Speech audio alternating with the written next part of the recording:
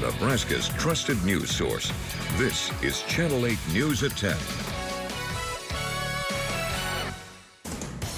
Now at 10, a bittersweet move. It's been overwhelming with the amount of support I've gotten. A Lincoln baker is changing where customers can buy her treats, why her desserts had to leave the store. Then, moving forward, maybe they can let us know exactly how much water it's going to use. Construction continues at Lincoln's data center site. How the governor's new order is easing some concerns. Also, a new home. Bridges to Hope is relocating, what the move means for clients and donors. And paws on the ground. A Lincoln search dog is deployed to Texas. How Dodger is helping with flood response.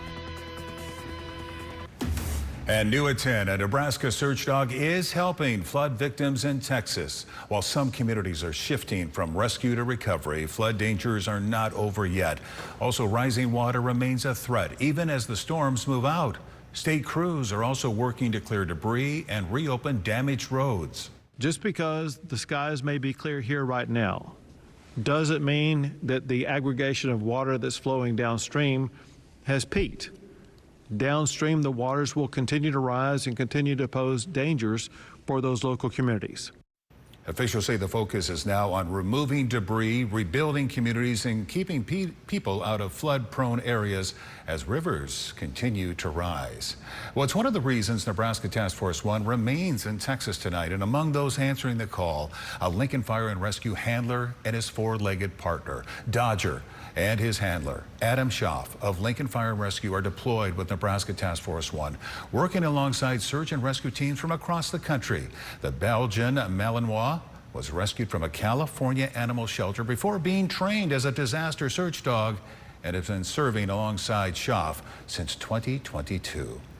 Well, we kicked off the work week with dangerous heat. Here's a live look outside from one of our Honda of Lincoln cams. Old Glory waving in the wind, and, well, any wind today really didn't help with those scorching hot temperatures. How hot did we get, and is there any relief in sight? Let's check in with Chief Meteorologist Rusty Dawkins. Hey, Rusty. Hi, Rod. Yeah, today was just probably the hottest day of the year is what we're going to end up seeing today because temperatures cool off after today. So how hot? Triple digits for just about everybody. 101 in Lincoln. It's been since June 20th of last year that we have seen temperatures that warm. 101 in Beatrice, 105 in Norfolk was the hot spot in the state, along with Sydney, not shown on this map in southern Panhandle, but just about everybody got to or very close to 100 degrees. Honda of Lincoln Cam at 27th and Yankee Hill Road, we're at 89 degrees still. It still feels like 99. So yeah, it's basically 90 degrees with a heat index of 100. Everybody in the middle and upper 80s. It is trying to cool off though. Look at that, O'Neill and Ainsworth seeing some cooler air. That is headed our way. But those dew points are very high in the 70s, so that heat index very close to 100 for Omaha, Lincoln, Beatrice, most of eastern Nebraska. Precipitation just couldn't make it into central and eastern Nebraska. We will try again tomorrow. Temperature-wise, we start off very, very warm, but I don't think it's going to be as hot nor as humid. That forecast in a few minutes. Sounds good. Thank you, Rusty. Volunteers in Grand Island weren't letting the horribly hot temps slow them down. The area Habitat for Humanity there says volunteers and future homeowners were still hard at it. Crews made progress on one house while a local contractor worked on the finishing touches of another by pouring concrete for the driveway. And for their hard work and dedication, one homeowner buyer helped everyone cool off by providing cold drinks and snacks. New at 10, a huge loss tonight for the community of York. A track coach at York Public Schools died today after an ATV crash in Polk County. The sheriff's office says 70-year-old Randy Johnson was on the ATV when he was hit from behind by a pickup driver. It happened on Highway 92 near F Road. The driver saying they didn't see him. Johnson was ejected into a ditch. He later died. York Schools offering counseling today to staff and students. Only on 8 tonight, a bittersweet moment for a local dessert business. I couldn't ask for a better community to have this in, my business in. A shocking call forcing this business owner to pack up shop and reevaluate her future. A Lincoln woman is clearing out her space in a local store tonight, but with massive support from her customers. She's expecting to be back sooner than later. Channel 8's Mackenzie Johnson has the details tonight. This fridge full of desserts just this weekend, but now the shelves are empty and this sign on the front explaining why. Jillian Thompson is the owner of Berries by Jillian. This past week, she got a call from the Department of Health and Human Services, and that's when she learned she could no longer sell her treats, at least not here. We were contacted by the health department and told that I needed to move my things out. Thompson has been selling her desserts at Creative Collabs for years near 14th and Old Cheney. Under her license, the law says she must sell directly to customers. Thompson says she thought they were complying because there's no cashier in the store, and the payments come directly to her, even if she's not physically there when it's sold. In her mind, there's no middleman. But because this is self-serve store, I'm the only one in town with this problem because I'm the only one in a self-serve store. This is the only self-serve store in Lincoln. So it's just that one line within the law that states I have to sell it directly to customers, or I can also sell from my home. For now, that's her plan. She'll be putting out a bunch of products on her porch, and her goal? To be back at the store as soon as possible. I just announced today that we're actually going to be putting a commercial space here in Creative Collabs. Just on the other side of my display, there's a room that we're going to be converting into a kitchen space. Once that's done, she'll be free to sell her treats there once again. Thompson posting about the situation on social media, and to her surprise, a huge outpouring of support from customers. I know people say that all the time, but it really, really blew me away how much support. I'm going to start crying. It's been overwhelming with the amount of support I've gotten. Reporting in Lincoln, Mackenzie Johnson, Channel 8 News. New at 10, Bridges to Hope, getting ready for a big move. It's relocating to a new donation and resource center, but the move will temporarily pause services next month. Bridges to Hope says it will close from August 1st through the 15th as it moves to a new donation and resource center at Hope Village. During the transition, the nonprofit will not accept donations, answer phones, or be able to provide services. It plans to reopen at its new location on Layton Avenue on August 17th. New developments now. More lettuce products are being recalled. Taylor Farms is voluntarily recalling nearly 3 dozen iceberg lettuce products. As the nationwide cyclospora outbreak continues, the recall includes certain market side lettuce sold at Walmart, along with bagged salads, shredded lettuce, and lettuce blends sold in 27 states. Taco Bell says it has already removed all affected lettuce from its restaurants.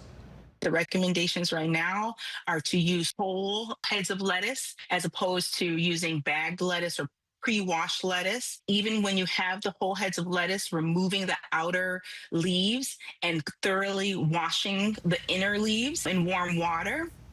The FDA and CDC are still investigating the outbreak and say any recalled lettuce should be thrown away immediately. Walmart says it took immediate steps to remove the affected products from store shelves there. The Pentagon is identifying now 2 of the soldiers who were killed in Jordan.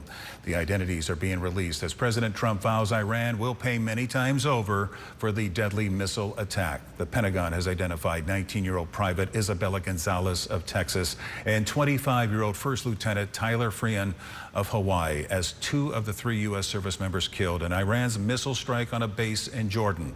The U.S. has since carried out another round of strikes on Iranian military targets as President Trump promises retaliation.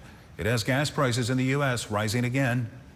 Gas prices are rising in virtually every state for gasoline and diesel. It's not a surprise given the new developments over the last week as the U.S. and Iran return to escalations.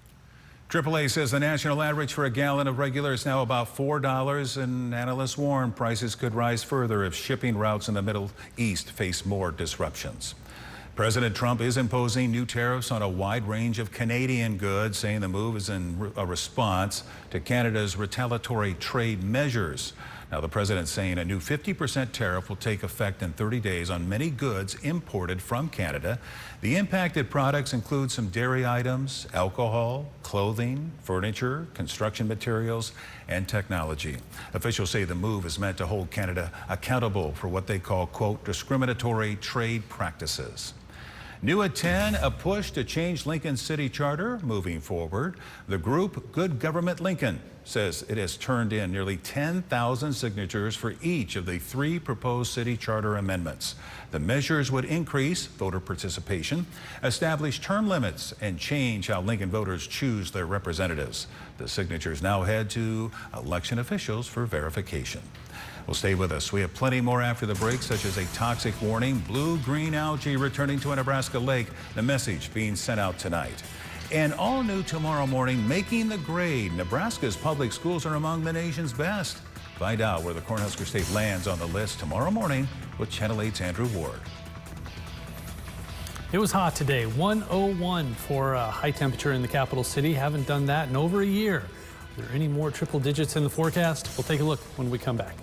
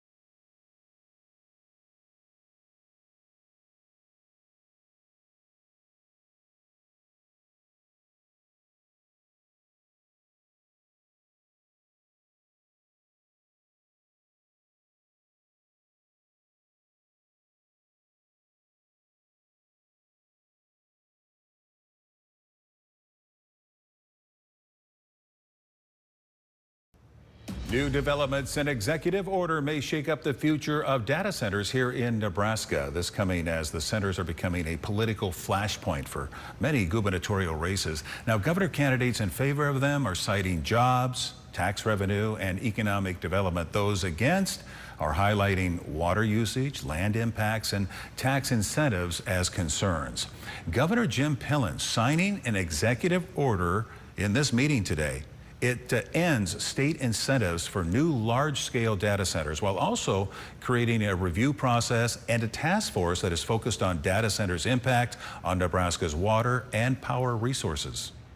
It's critical that we protect our consumers. It's critical that we protect our water and don't have excessive consumption of our water when we're talking about these. So these are things that are really, really important. And I think I want to make sure that I'm crystal clear. This is not a moratorium on data centers. Now, this is a shift from his behind-the-meter legislation in which he argued that Nebraska should continue to attract data centers to the state. This issue is likely to drive voters to the polls in November, and that's why we reached out to Pillen's opponent, candidate Lynn Walls. She released a statement to Channel 8, reading in part, less than 4 months ago, he was lobbying senators to pass these same incentives. We are tired of politicians saying one thing and doing another. This question becoming a reality for people, but not without some powerful pushback. Channel 8's Danielle Da Silva is talking to people about the concerns they have and how they feel following the governor's announcement today.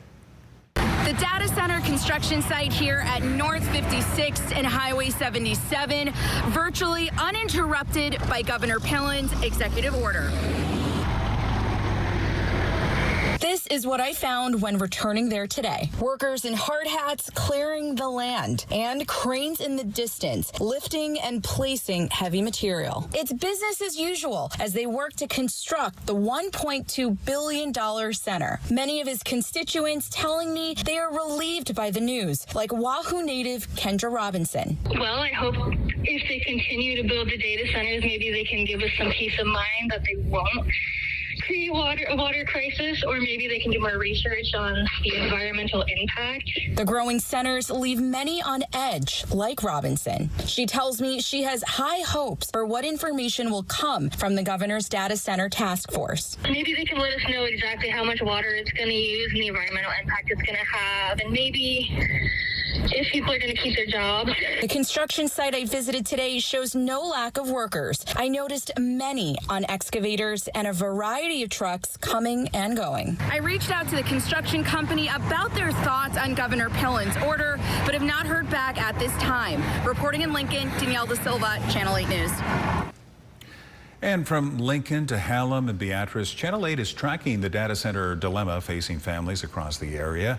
When we aren't on air, you can follow along with developments two ways: on the Now Local News app and on our website, klkntv.com.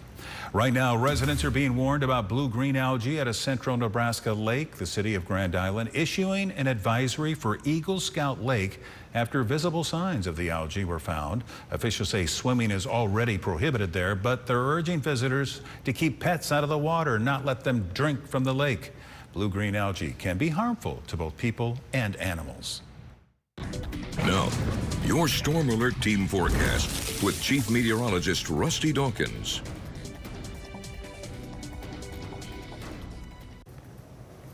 So this was the warmest of the warm for summer. That we likely won't see another 101. I mean, it's possible. Don't get me wrong. It can certainly happen, but more often than not, we don't see very many 100-degree days in the capital city. It's just too humid for that to happen. But we did today, and I doubt we'll see another one, but of course it is a possibility.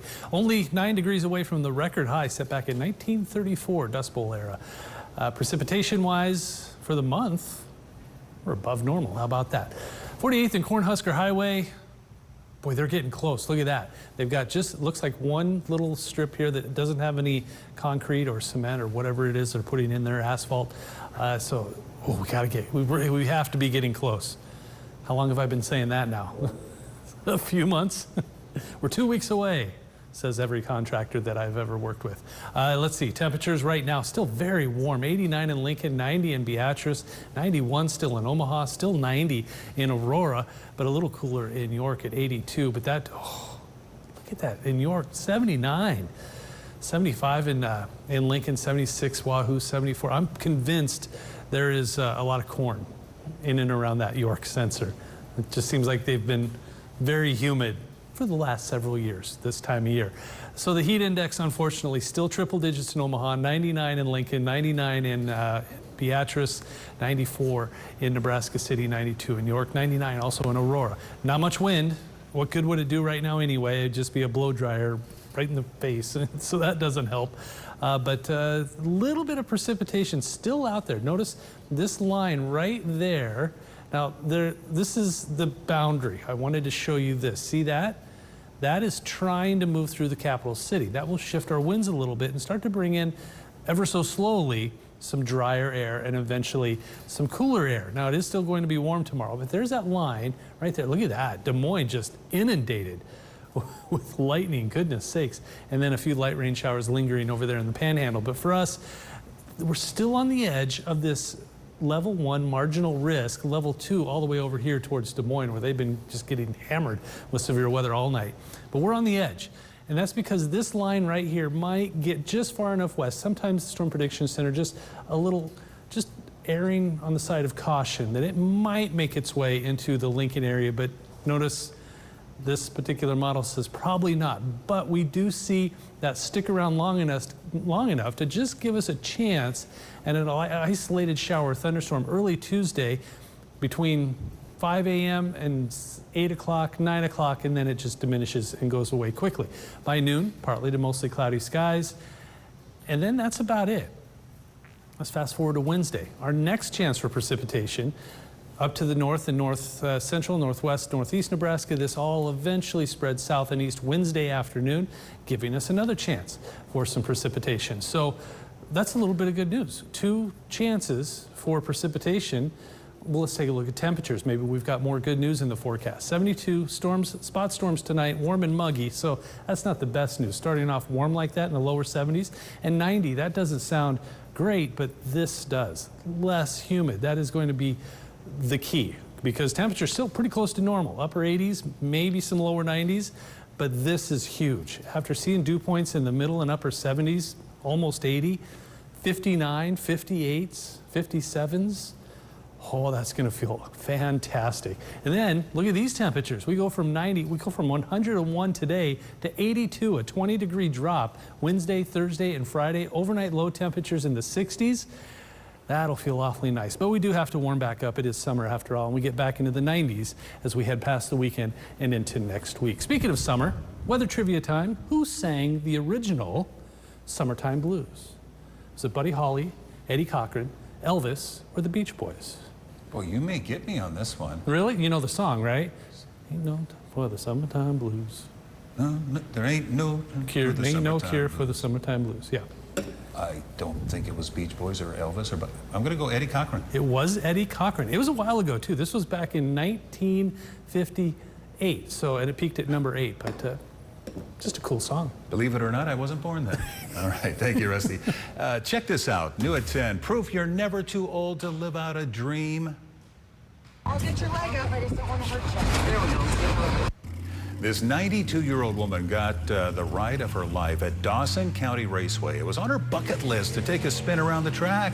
And thanks to Mike Earl Racing, she got to do exactly that. And after her ride, look at that, complete with the checkered flag behind her, she was all smiles. Way to go. Well, don't go anywhere. I'm going to be taking you into the sports zone. After the break, we now know when the NCAA Volleyball Championships are going to be played. That and more coming up next. Don't go away.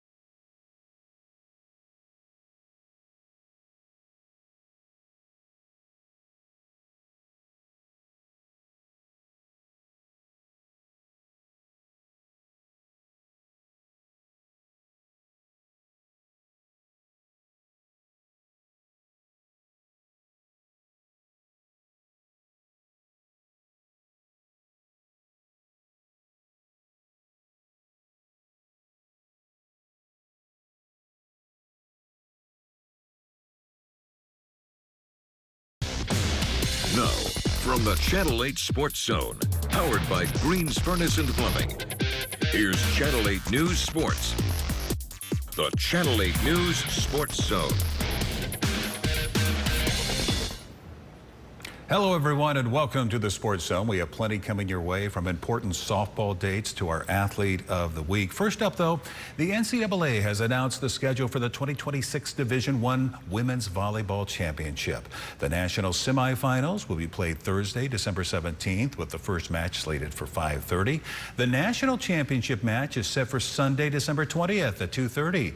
And all of this is going to be taking place at the Alamo Dome in San Antonio. Fans can reserve their seats now through the NCAA. And the NBA Summer League has wrapped up in Las Vegas, with several former Huskers getting their shot to impress NBA teams. Rink Mass suited up for the Indiana Pacers. Sam Hoiberg with the Phoenix Suns, and Bryce Williams saw action for the Detroit Pistons. The three former Huskers now turn their attention to earning training camp invitations and opening day roster spots. The Cornhusker State Games wrapping up this weekend, and one Norris soccer player showing out on the golf course. And that's why he's been named our Athlete of the Week. The following segment is sponsored by Menards. Just an opportunity each year for our kids to go out.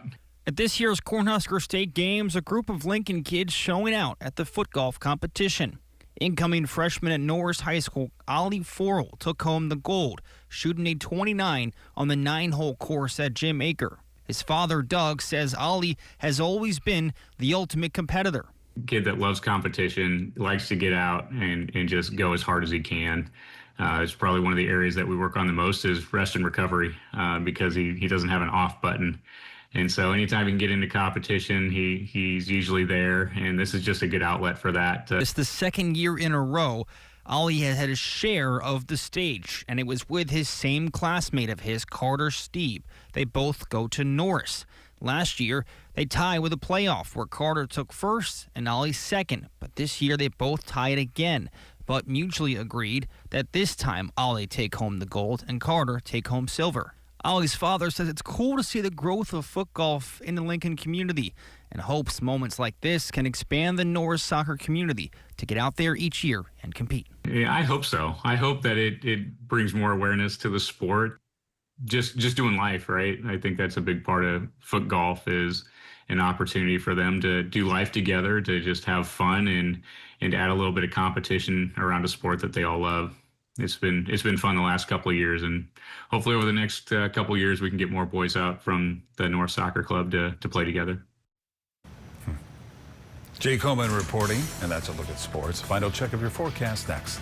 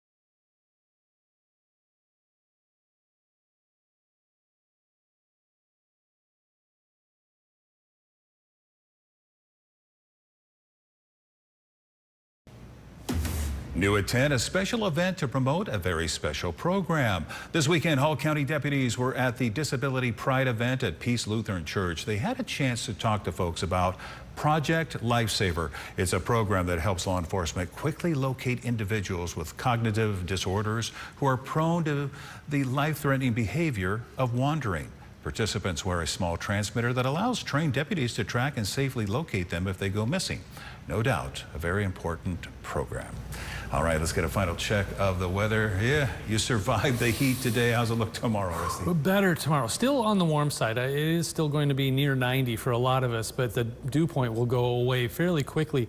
Part of it is we're going to have a few frontal boundaries move through. See that line moving between Omaha and Lincoln, diving south? That's one of the frontal boundaries that there's storms firing along that. So we may not be out of the woods yet. A couple of strong storms, a possibility. Notice there's one just on the other side of Omaha, right next to that 80. So some thunderstorms are possible, but tomorrow highs around 90, dew points in the 50s. Thank you, Rusty, and thank you for joining us. Andrew in Houston will be here bright and early at 5 o'clock. Jimmy Kimmel is coming up next. Have a good night. Dear